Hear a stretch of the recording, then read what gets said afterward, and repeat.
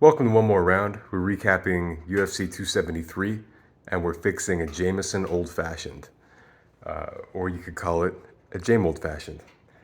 Basically, just an old fashioned with Irish whiskey. But part of the idea is that you use some kind of agave or honey or something instead of sugar. So in this case, what we're doing is we got honey with a little splash of water, microwave it for like 10 seconds, and it gets all swirly. You want to muddle that. So we're doing the Angostura bitters. We're gonna let that muddle. Yeah, it's pretty good. I always use too much. Whatever I'm putting in, I always put too much of. So there we go. Muddled. Now, a couple measures of whiskey. About 4 ounces is what you're looking for. It should be a stiff drink. So I'm just giving it 2 fingers. It's not gonna kill off my bottle. It's, you know, it's like a pint. It's not as big as it looks.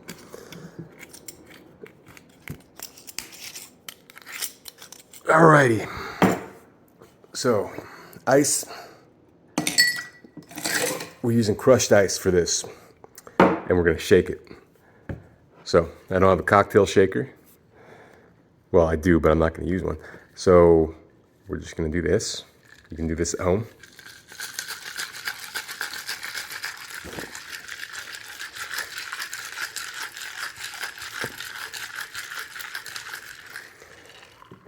And then I got these, this cool, like, it was like $5 on Amazon. It's like a silicone ice cube, makes a big square ice cube so that you can keep your drink cool without diluting it. So we're gonna strain this into that.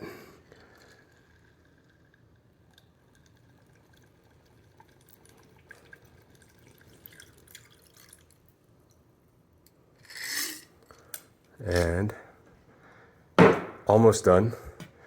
The orange peel. Garnishes, especially when they involve orange peel, in my opinion, or any kind of citrus peel, really, are incredibly important. So,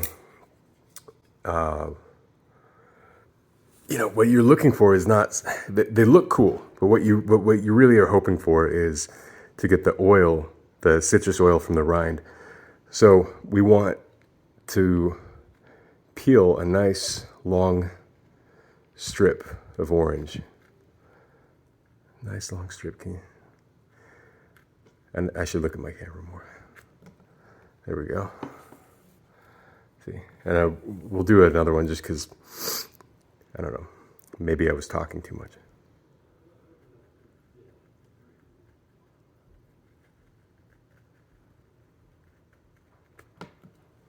Alrighty.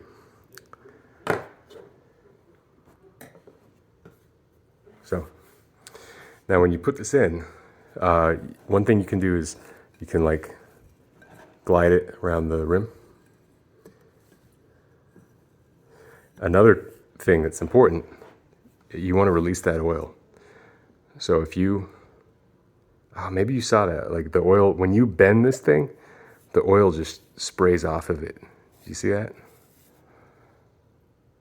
You're trying to do that to the drink. You want to do it over the drink. So you're just like spritzing that oil from the orange peel over the top of your drink. There it goes again. And so the best way to do that is to curl it and then pull it like that. And see how it makes like a curl? I'll show you again with this one. See, there goes the oil. I hope you can see that. It's pretty cool.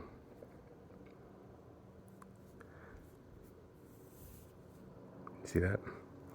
So we do that over the drink. So I'm like curling it. If you get a peeler and make these really long and really thin, you can wrap them like around your finger or whatever and make like a curly cue. And then you take the ends and you gently pull it apart. And it's just a fantastic garnish. Now,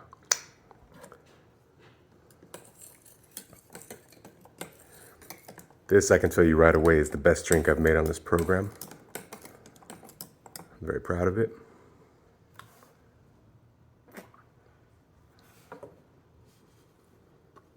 Take a look at that. That's something you want to drink.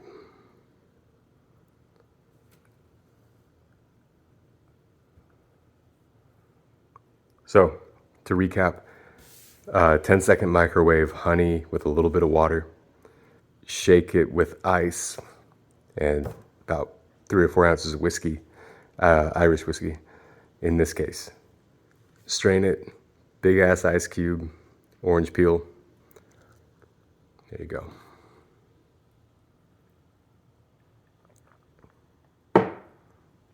Yeah, it's perfect. All right, on to the fights. Most exciting fight of the night, obviously, Chimaev versus Burns. We'll call Zombie Bear Chimaev, always the winner, Zombie Bear.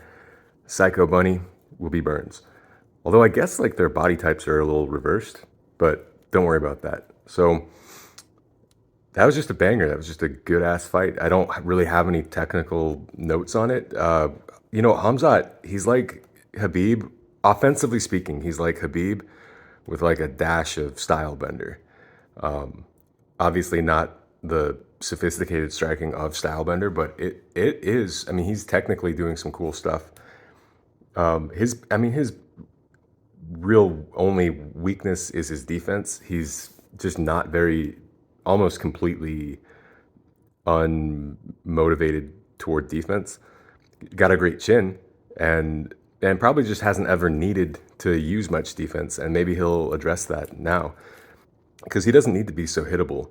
And that was what kept Gilbert in the fight, was Khamzat's kind of reckless, not totally reckless, but just not very defensively minded. Khamzat wins, bing, bing, bing, bing. But it was a decision, and it was a very close fight, and Gilbert looked great. In my column this week, I just talked about like the bets that I made. I didn't make a pick. I just kind of showed my own bets that were all based on value because they're like crazy odds. In the end, I think I lost $2. I think that was how it all shook out. I won some, lost some, ended up negative $2. So not a bad night.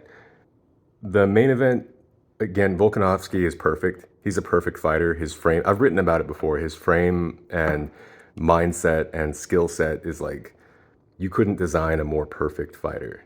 And boy, I just love watching him fight. Volk beats Korean Zombie. Let's just beat him up. And then the fight I really want to talk about is the Petr Yan Aljo fight.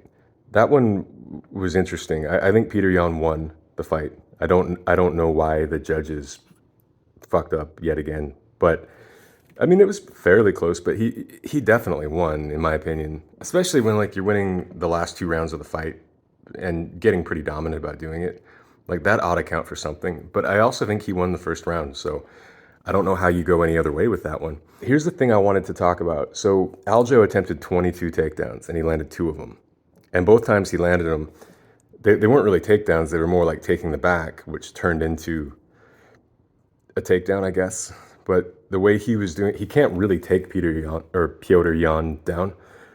What he does is, in the scramble, he's really quick to jump on the back, kind of like Paddy Pimblett. And you saw, like, in the corner, Yan didn't have his normal team with him because of Russia and all that.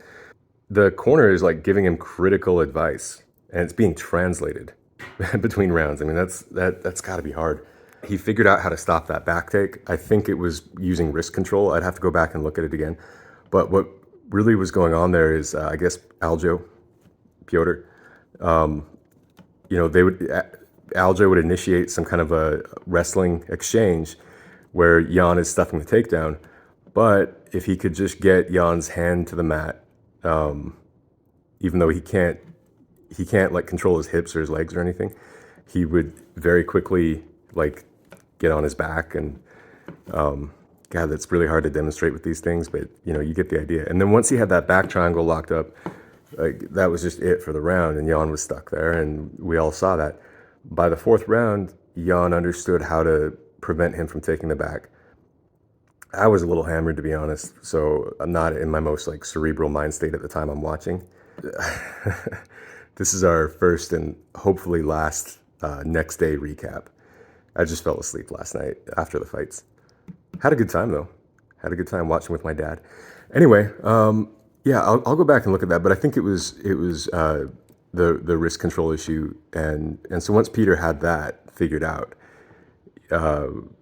then it was looking more like the first fight between these guys. So I don't think Aljo could beat him again. I mean, in the fifth round, Aljo had 10 of his 22 attempted takedowns in the fifth round and didn't get one of them. I mean, he was desperate by that point to get back into that back take position, and Jan was able to prevent him from doing it, and was also kind of smacking him around pretty good. So that's it. That's all I got to say. Looking at my notes, I think women's fighters need a 105-pound weight class. I think like Tisha Torres is too small for 115, and there are a few others like her, where you would just get more interesting fights between those smaller girls if they had a lower weight class. What else?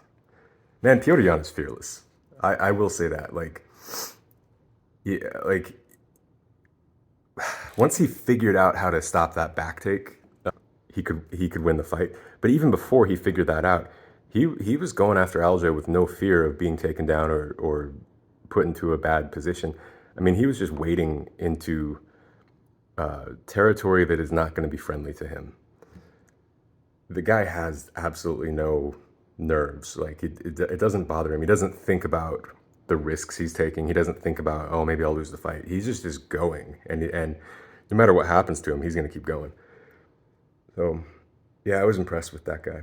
Also, women are really flexible. Like, a lot of people have said that, but it's crazy. Someone like that Kimura with that Mackenzie Dern had her in the Torres fight. Like, oh Jesus, I don't know how women have such flexible arms. It's just bananas to me. Yeah, that's our recap. Not the most exciting fights. Khamzat and Burns were super exciting. The other fights were, you know, either more technical or more just one-sided, like the Volk fight. But that's it. That's all we got to say. Cheers. I'll have some water.